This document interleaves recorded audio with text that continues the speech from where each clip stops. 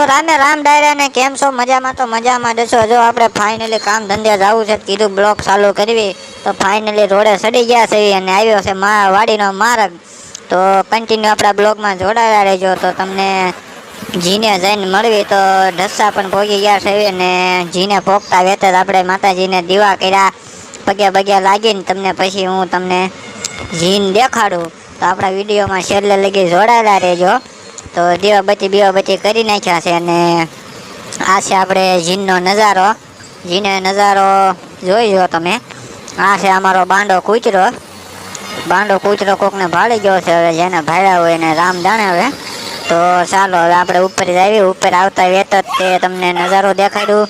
નજારો દેખાડતા વેત જ કૂતરો ભાળવા માંડ્યો છે. અચ્છા, ઠીક હે. ને આ છે આપણો આખો દીનો નજારો. અને આ છે આપણો ખોળ. આ છે આપણા બધી મશીનરી, કારણ કે રોજ આપણે અહીંયા લડ્ડા લેવાના હોય. તો આવું બધું હોય અમારે આખો દીનું રૂટિન પતાવીને હવે આવી છે ઘર બાજુ. ને આવા વિડીયો જોવા હોય તો આપણી ચેનલને સબસ્ક્રાઈબ કરો, બે લાઇકન દબાવીને લાઇક કમેન્ટ શેર બધું કરી નાખજો.